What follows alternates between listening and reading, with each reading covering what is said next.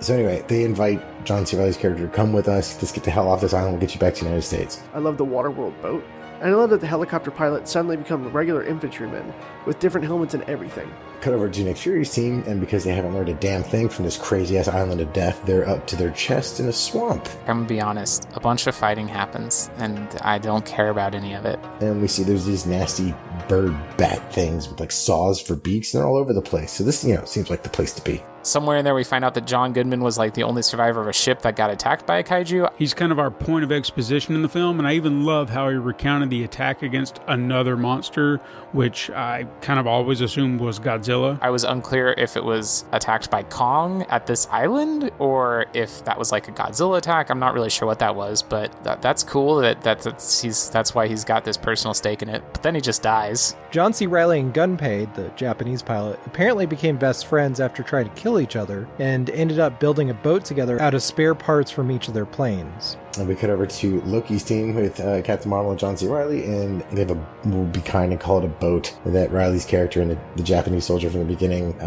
were trying to build from the remains of their wrecked planes that they found over the years. And, and pretty much anything else they could find. He's kind of like, we need to get this thing running if we're going to have any chance of making it to the exfil location. So, of course, in awesome fashion, we get a brief montage of guys kind of like working on the boat while Brie Larson plays National Geographic with the natives. But it actually turned out to be a good thing she's doing that, because she hears like a sound coming from beyond the wall. She goes out there and it's one of those giant water buffalo from earlier in the movie that's wounded. It's got like a helicopter, one of the crash helicopters lying on top of it. And, there's nothing she can do to free it, but she feels bad, so she runs over and starts trying to lift the tail of the helicopter. And of course, she can't do anything. But this is when Kong shows up, again, just sneaks up on everybody, picks the big helicopter up off the big dummy and saves it. I even liked it when he helped that skinned buffalo that was trapped under the helicopter, because it really just showcases what kind of titan he is. And kind of stares her down and maybe like it registers her and just shows that, he's not so bad. So anyway, the other team gets the boat running, start heading toward the exfil, and they make radio contact with Fury's team. I hated most of the Landstat people, but I think that was the point. Probably my least favorite character is the scientist Neves. I loved Sean from The Good Place, Mark Evan Jackson, because he wants to run with the big dogs, not stay on the porch. They all meet up, and they're all like, yeah, we're going to get out of here okay. And all of a sudden, one of those saw bat bird things snatches one of the scientists up, flies him up there, and then cuts into pieces. I don't think he deserved to die the way that he did with those flying things. Oh, this place is fantastic. Another thing Peter Jackson could take note of is how to impart the subtext of a film without hitting your audience over the head with it. I suppose no man comes back for more. Not really. That's deep. I think that might be the theme of the movie. Yeah, eventually Tom Hiddleston explicitly says something about how no one can ever really come home from war, which ties this film in nicely with the previous one, by which I mean Godzilla 2014, in terms of its theming. But overall, the movie with the giant monkey ripping the organs out of a lizard's mouth has a much lighter touch when it comes to messaging.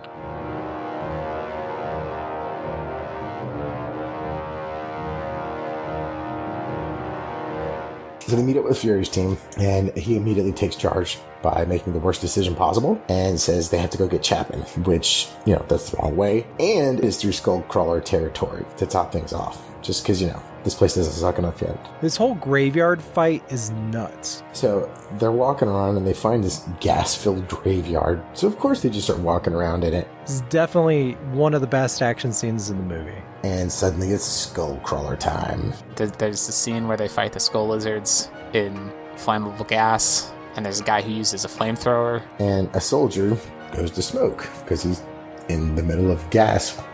What could go wrong? Like, the start of the scene, somebody puts a cigarette out on the flammable gas and it causes a big explosion. And lighting the cigarette doesn't do anything, but when he throws it down, one of the other soldiers is like, come on, man.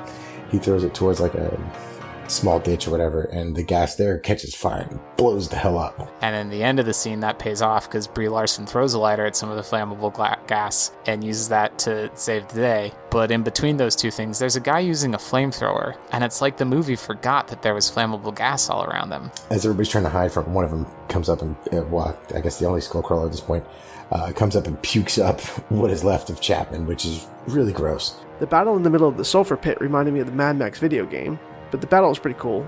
It was pointless. because they lost so many people. So the soldiers are kind of starting to get their shit together, and they set up a 50 cal on top of like a Triceratops skeleton, which is pretty cool. But it does like it does nothing, and it gets smashed, and the gunner gets eaten like immediately. What if you're gonna have a scene with flammable gas and also a guy using a flamethrower? The flammable gas and the flamethrower need to interact with each other in some way, and they just forgot to do that. The only thing that seems to really do anything to the Skullcrawler at this point is a flamethrower, and it seems to be working okay until all of a sudden the thing's tail smashes the dude. He flies like 50 feet, and the flamethrower explodes, and the explosion makes one of the dudes drop a bunch of gas grenades, which blow up, and then oh good, it's the Razor Birds. Like that's Chekhov's gun. That's what Chekhov's gun is about. It was actually about a flamethrower, but Chekhov's flamethrower is a little too hard to say, so people just say Chekhov's gun instead. So dudes are getting eaten right and left. When Brie Larson, forgive me, I forget all the characters' names. She runs up with a lighter and throws it at the gas vent underneath the Skullcrawler, and it blows the hell up, and this thing finally dies. Sure, it's a little over the top when Loki starts swinging around a machete with a gas mask, and then he rips the gas mask off right when he's surrounded by all the gas. Unfortunately, this is the scene where our buddy John Goodman gets eaten. John Goodman got eaten by a skull lizard. And, yeah, too bad. Oh well. That was kind of a bummer. But it's pretty cool. At this point, Fury's like, well, we gotta go get Chapman. And Loki shows him Chapman's dog tags. Like, hey, I'm sorry, but he's dead. We gotta go back to the boat. Fury's like, oh well, we're still going to the crash site he was at because there's weapons there and we're gonna kill Kong. Samuel L. Jackson's portrayal of Packard was amazing, and I would say it's the equivalent of Ahab hunting the white whale. Samuel L. Jackson is on a quest for blood. And Colonel Packard is just like spiraling into madness and is just like vengeful soldier person, which is, I think, kind of leaning towards him yelling a lot. He had it out for Kong and didn't give a damn who stood in the way of his mission. And as soon as he says that, everybody's kind of like, come on, man. And he pulls his gun and starts acting crazy. I became increasingly frustrated with this character as the film progressed, but for all the right reasons, because he was played with fierce intensity by Jackson. One of the interesting similarities between this and Peter Jackson's Kong is Samuel L. Jackson's character, Preston Packard, has one very unique thing in common with Jackson's Carl Denham. Every time someone dies, they always kind of like hype it up as a reason to continue pursuing this instead of just, abandoning everything. They're like, no, they haven't died in vain. We're going to do this. No, they haven't died in vain. We're still going to make the movie. No, they haven't died in vain. We're still going to kill Kong. But just, I love the delusion here where they're amping people up by utilizing the deaths of their comrades and friends.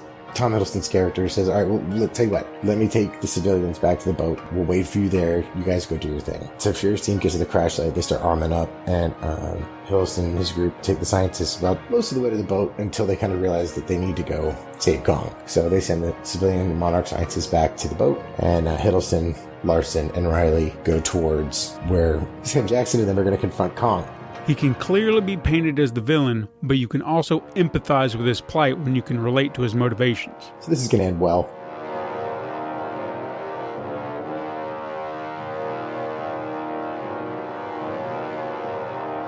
Once we hit the climax of the film, it sounds like most of Tom Hiddleston's lines are straight from Nat Geo narration.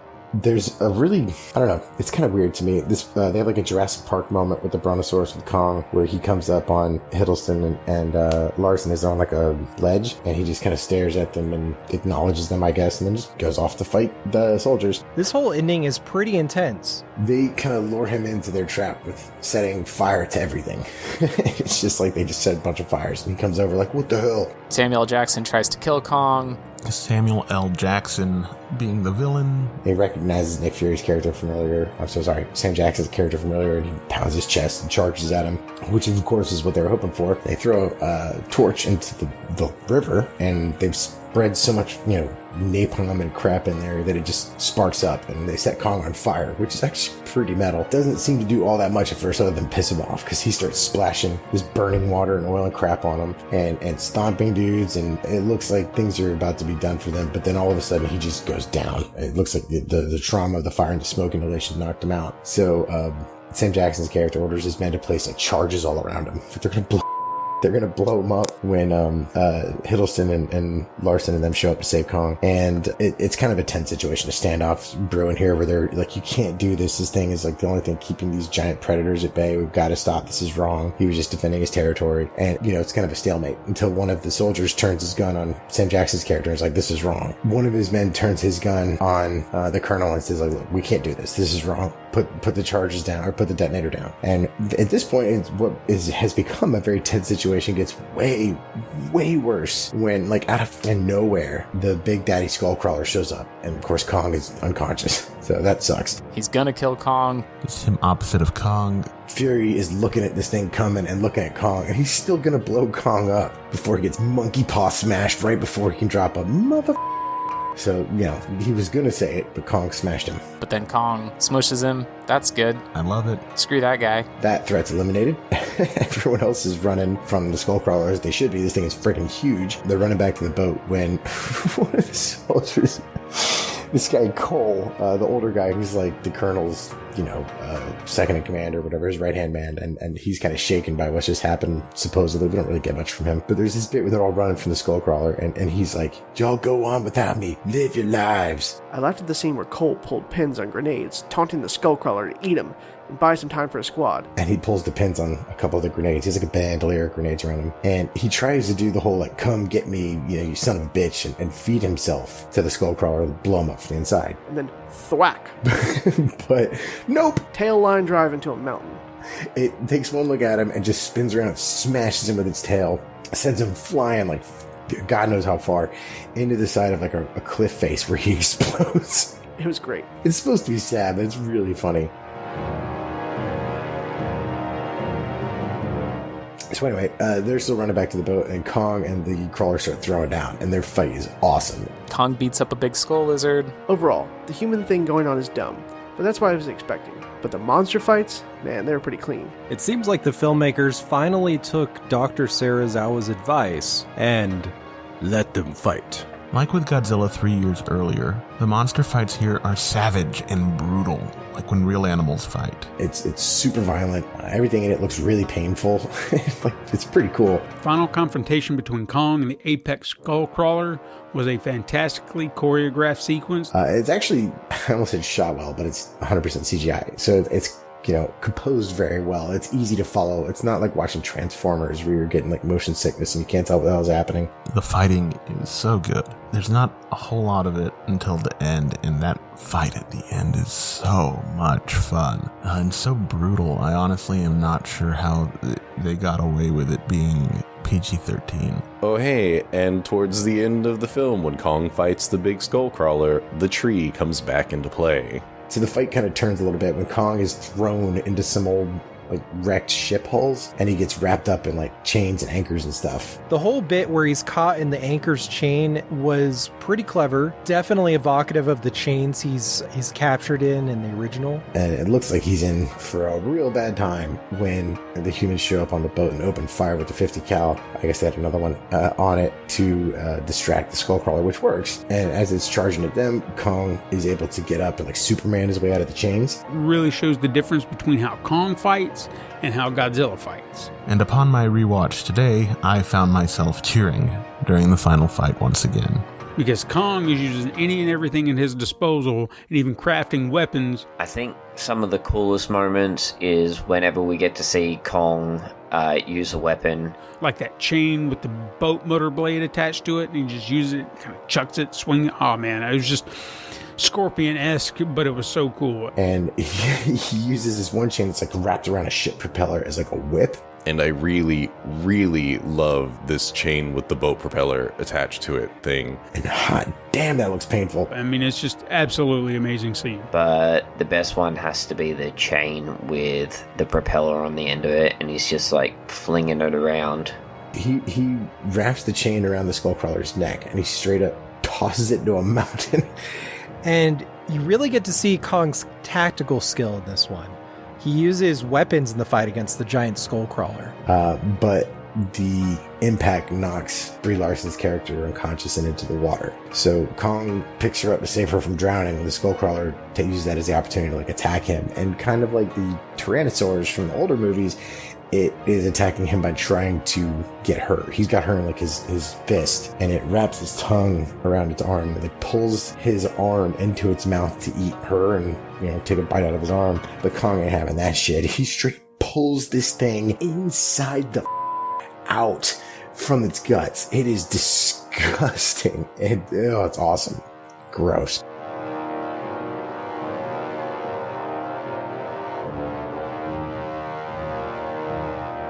Kong puts her down. She gets reunited with Loki. They get the boat. Everyone gets the out of there. I really love that this movie subverts expectations a little, because the whole movie takes place on Skull Island and Kong lives. He's not captured. And then at the end of the movie, 3 soldiers, Loki, Brie Larson, and John C. Reilly make it off the island. And you're like, all right, so they're going to tell everybody in the world about giant monsters exist, so Godzilla doesn't make any sense because everybody should know giant monsters exist. Except Brie Larson's like, we're not going to tell. And that's that, I guess. But yeah, she's always taking pictures. And then she's like, oh yeah, we won't tell anyone about this. Like, Loki's like, hey, the word will get out. It always does. And she goes, well, we won't tell. And so I guess nobody ever tells. King Kong is, one of my favorite movies, the original King Kong. And it is hard when you have something with that big of a legacy to do something different and make it work. And this team who did this really was successful. So that makes me very optimistic for Godzilla vs. Kong. This was a great start to the official Godzilla trilogy. There was no intent to make a trilogy when 14 came out, and honestly, I did and do still think that Godzilla 2014 is absurdly safe, safer even more so than 98. Kong Skull Island, when that came out, I was like, yeah, this is gonna be good. There's such an understanding of the kind of movie this needs to be, and that goes, I think, in large part to director Jordan Vogt Roberts, if that's how you say it. I loved this movie. This is the first movie of his I have encountered. I haven't seen anything else he's done. Nothing else he's signing on to sounds that interesting to me, but I will seek it out just because he did such a good job with this. Yeah, the movie seems to end where we see John C. Reilly's character finally make it back home after, 30 years at this point. And then there's like this cute scene of John C. Reilly. Oh man, that ending though, with John C. Reilly coming home to his wife and his son. Where he is reunited with his wife, who did wait for him, and meet his adult son for the first time. Going home to his wife and his child. That's great. He gets to eat a hot dog and drink a beer while watching baseball. And then he drinks a beer and eats a hot dog while he watches the Cubs game. And he finally gets to watch the Cubs while eating a hot dog and drinking a beer. Oh man, it brings a tear to my heart. Oh, what a good ending for him. So you kind of feel good for that. This is such a heartfelt scene, and it's so earned. He shouldn't have been in this movie in the first place, but that's nice, I guess. Anyone who didn't at least weep at that reunion during the end credits is stone cold. It's kind of weird they ended the movie with him, but I guess not. They opened the movie with him, so whatever. But then there's an after-credit scene, and Eric made sure that I knew that there was an after-credit scene to watch. But of course, we do get a post-credit scene. That end-credit scene, though. But the after-credit scene is that Brie Larson and Loki are being detained by Monarch, who's now being led by John Goodman's assistant. Where we see Hiddleston and Larson's characters are in like an interrogation room, like a two-way glass and everything. And they're like, won't let them go because, of course, they're trying to keep everything confidential. When Heath and the female scientists from Monarch come in, and they're like, look, that shit was wild, but look at this shit. They're like, check it out, there's monsters, and they show them the opening credits of Godzilla.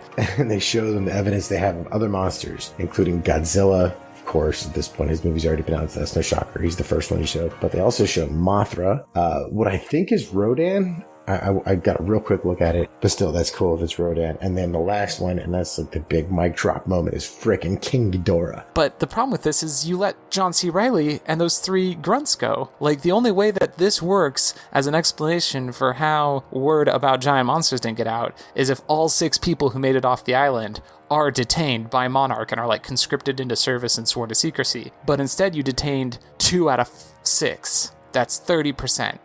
33%, 0.3%, whatever. But you let 4 people out into the world who are absolutely going to tell people there's giant monsters. That got me so hyped when I saw this in theaters. It just doesn't make any sense. Is this fun for you? I promise I won't tell the Russians. I promise I will tell the Russians. She's gonna tell the Russians.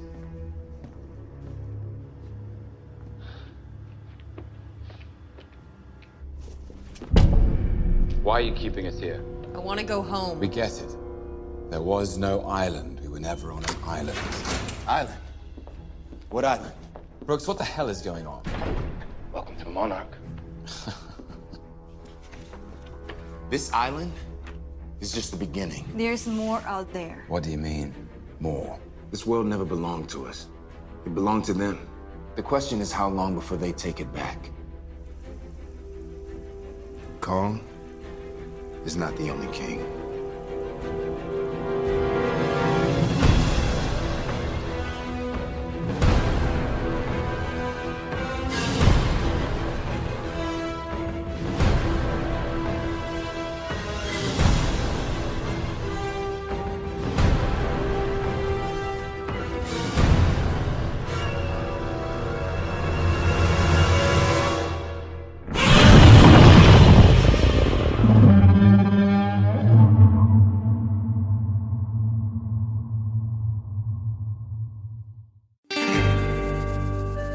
We will see the big fella the next time coming up here soon in Kong vs. Godzilla. It lays the groundwork in a really good way for the eventual fight with Godzilla.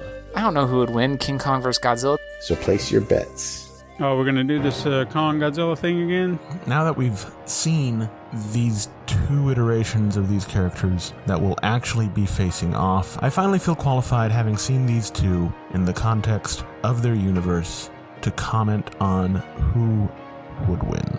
Team Kong. Team Kong. Because he is so big in this version. But Jesus, this monkey is big. He's really, really, really, really big. And right now, just in terms of size, Godzilla's 3 times as big. And they point out that he's still growing. But that's going to be made up for. And I think that was a cool way to do that. I think it's going to be a hard, fast, brutal fight. Multiple fights, probably. And I do think Godzilla still has a slight edge. After rewatching Skull Island, I'm convinced that King Kong is gonna kick Godzilla's ass. Because Kong is using any and everything at his disposal. He crossfits. And even crafting weapons like that chain with the boat motor blade attached to it. Like, the tree and then this really just blew my mind in theaters. Because I was thinking there's no way, you know, it's going to be really hard to beat this new Godzilla just with as big as it is. But this Kong, it can't be underestimated how brutal he is. He can use weapons. Have you ever seen Godzilla use weapons? Okay, maybe sure once or twice. He's picked up a rock or two. And it also can't be underestimated how weary both of these monsters get in fighting. Like, remember at the end of 2014, fighting the Mutos, Godzilla wound up sleeping for like 12 hours after that, and sleeping so hard that they thought he was dead. And Kong, we see him multiple times just like exhausted, just catching his breath through this movie. But Kong's smart. He's got the tactical advantage. This King Kong's so goddamn big. The fact that it's set in the 70s, so he's got 50 years of growing to do. In this movie, he's just too damn big. I guess he'll hit a growth spurt at some point along the way. They've done a great job of establishing both of them as real animals, while also making you, as the audience, stand in for humanity, feel utterly awestruck and dwarfed. And as powerful as it is, and then when you see how hyper intelligent Kong is, so much more so than every Kong of the past. As much as I do love King Kong, especially this version, I guess King Kong would probably win because he's got thumbs. I just don't see him beating a giant walking nuclear reactor, personally. Again, I know Kong is bigger in Kong vs. Zilla, So I think Godzilla has a slight edge. but we literally see Godzilla turn into a walking nuclear reactor who melts buildings while walking by. And when it really comes down to it, Godzilla's kind of just a one-trick pony. No contest. But King Kong is not going down without a fight. But that's just me. The lizard wins. We'll see. Team Kong. That's all you got to know. Team Kong. There's finally a fighting chance. Cubbies over the tigers. Anyway. Hey, who do you think would win in a fight, a tiger or a cub? Tiger will win. Yeah, because a cub is a baby bear. Full-grown tiger can eat a baby bear. Yeah, you gotta think it through.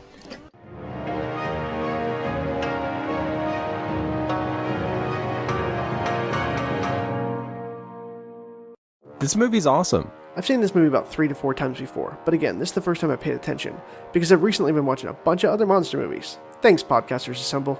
But to summarize on Kong Skull Island, I really, really like this movie. It feels like a Marvel movie in the best way. Now, I'm not 100% sure if notes from the Godzilla 2014, audience criticisms or whatnot really informed how this movie was going to be, but I also feel like that the film does satiate a lot of those complaints that people had about Godzilla 2014 if they said it was slow or boring or too dark or not enough monster action, because this film almost acts as like an antithesis of that film in every way. I think they absolutely nailed the tone. And I don't mean that as a slight to Godzilla 2014 in any way. I mean, you go back and listen to what I said about it. I love it. This isn't just my favorite MonsterVerse movie in the series. I think it's maybe my favorite Kaiju movie. My father told me just the other day that he has rewatched this film at least 2 times recently, all because it's just a damn good film. And obviously I'd like to think there were a few good memories in there. Going to the theater could be informing that decision, but I can't disagree with his assessment either. After watching King of the Monsters, the day after I watched this one, I was able to think about how the Hollow Earth theory a lot more. So it's fun that this movie directly ties in. But I'm interested in seeing the Monarch base on Skull Island 2021, because this is the first time they head there, and it doesn't look like it's easy to get through, flying through hurricanes and weird-ass bird creatures. This movie doesn't connect to the Godzilla movie. It's a whole standalone thing. Trying to put Monarch in there to pretend that it's all connected, it just doesn't work. We've had so many giant monkey movies, so many giant ape movies, and most of them up to this point are pretty similar. Here's the thing about this movie. I didn't like it very much. But if I saw this movie first, I think I would have really dug it. Like, it uses cool war movie imagery and cool monster stuff and mashes those things together into a fun action movie. Like I said, the cast is phenomenal, and there's humor in it, and horror, and some really, really great effects. You have the original King Kong. You have its remakes in the 70s and 2005. You have King Kong pastiches and parodies. In the 70s, there's a whole wave of King Kong knockoffs, and they all kind of tell the same basic story. And most giant monkey movies tell that story. But having watched the King Kong and Godzilla movies that I've watched so far, I feel like this movie missed what makes Kong interesting, which is that Kong is somebody who is big, but still on a level that humanity can actually interact with, and he can interact with humanity. In this movie, he's just too damn big. And then on top of that, it doesn't fit in the chronology of this universe that they're building, because people would know there's giant monsters. Hell, even Murders in the Rue Morgue, 1932 Bela Lugosi movie, tells the same kind of story when the ape escapes and steals the woman he's supposed to kidnap. There seems to only be one kind of story like that. You look at things like the Mighty Gorga, Ape, Mighty Peking Man, Yeti, Giant of the 20th Century. Mighty Joe Young does it too, the original. I haven't seen the 90s one, I don't want to. And they're all pretty much not quite Lost World stories. They take the end of the Lost World, which is they bring something back and it goes on a rampage. Not in the book, that's in the movie. But they take something out of that world which goes on a rampage. And there's usually a Beauty and the Beast angle to the story as well. I love how there's a lot of references to the classic King Kong movies, but it doesn't follow all the same beats to a T. It does its own thing. Kind of like the 60s King Kong Escapes, it doesn't follow the formula exactly, but it includes a lot of nods to it. So it's really nice that they've decided to come up with something different for this movie, and it must have been hard because there is so much legacy with Kong. At the point that this came out, there's 80 plus years of Kong being in one kind of movie. 6 people got off this island. I am certain that the other 4 who got off, one of the 4 of them is going to tell people, hey, did I ever tell you about that time that I was on an island with giant monsters? It just doesn't make any sense. It's not perfect by any stretch of the imagination, but it's really fun. It's totally rewatchable. I think I've seen it 4 or 5 times at this point. Special mention must go, though, to King Kong Lives. The sequel to 1976's King Kong came out a full 10 years later, and it includes such wonderful things as Lady King Kong, monkey heart transplant, and and Kong Baby, and it's fun. Well, I'll talk more about that in the Worst of franchise, because it's not very good, but it's a lot of fun. Unlike this movie, which is both good and fun. My only real complaint is that we have yet to see any of these characters reappear in the other movies. Except for Kong himself, I guess. And the problem is, it's set 50 years earlier, so it'll be kind of a creative challenge if they ever want to bring any of these characters back. The ones that survived, at least.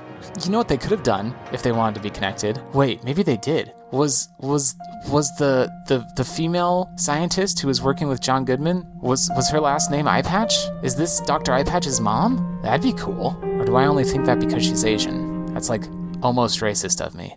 I don't think that it was Dr. Eye Patch's mom, but I think it would have been cool if it was Dr. Eye Patch's mom, just to give it some continuity. And then you know what you could have done? Instead of having that other guy be in charge of Monarch at the end, have her be in charge of Monarch at the end. Oh, that would have been cool. Like, if you really wanted to connect them, give us a character connection between it. Have it be that Dr. Eye Patch's mom was the one who, like, made Monarch a respected part of the U.S. military, and then he inherits it from her. That'd be kind of cool.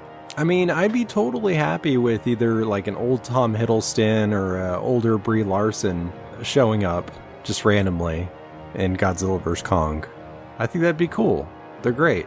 For more on where Lost World Cinema comes from, check out episode 1.5 of Record All Monsters, where we take a quick look at 1925's The Lost World, based on Arthur Conan Doyle's novel of the same name that basically typified the genre. And check out all of our Big Monkey episodes, including our recent look at Konga with the artist Nathaniel Ross Smith, to understand why it's such a big deal that they finally told a new kind of big monkey story in this movie.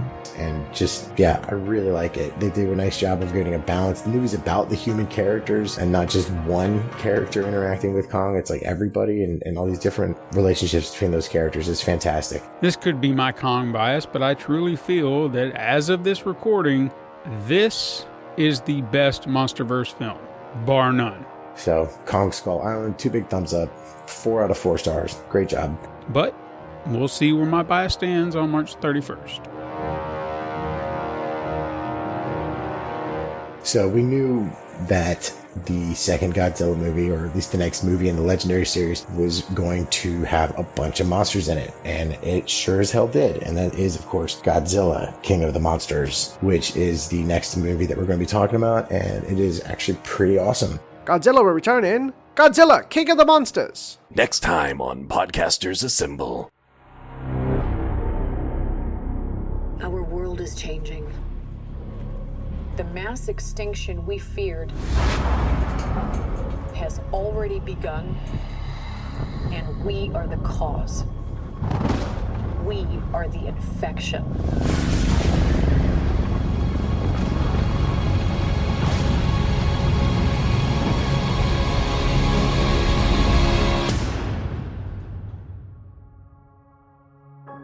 But like all living organisms, the Earth unleashed a fever to fight this infection. Its original and rightful rulers, the Titans.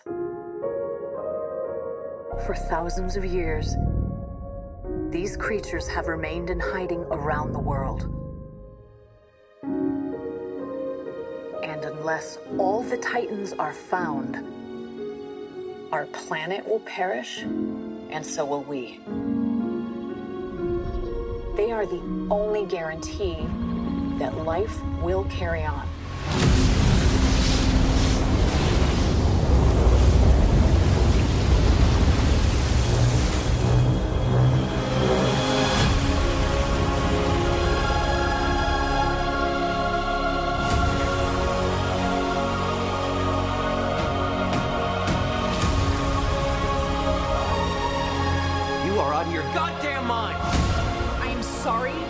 This is the only way.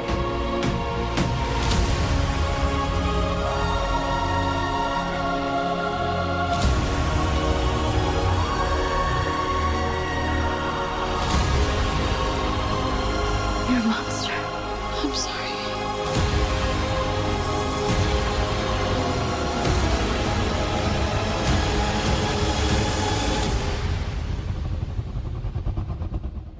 Long live the king. Podcasters Assemble is a production of the We Can Make This Work Probably Podcast Network. Find more of our shows at probablywork.com and learn how to contribute to future episodes of Podcasters Assemble by looking us up on Twitter and Instagram at Casters Assemble or joining on Discord. The link is in the show notes. Submissions are always open. Thank you to everyone who's able to contribute to this episode. Be sure to check out the show notes for links to where you can find them all online. Thank you. Oh God, please, thank you.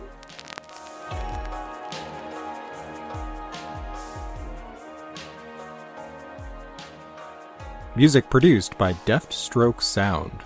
Opening narration written by Eric Slater and performed by Justin Aki. This episode was edited by Eric Slater.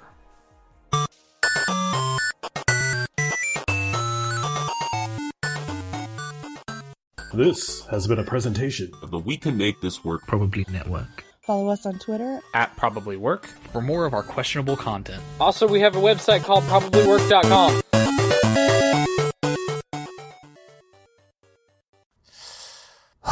Oh boy. I finally feel qualified in the context of this show. I'm overqualified in general. No. I knew that it had not Tom Holland. Oh, I've forgotten his name. I knew it had Loki in it. What's his name?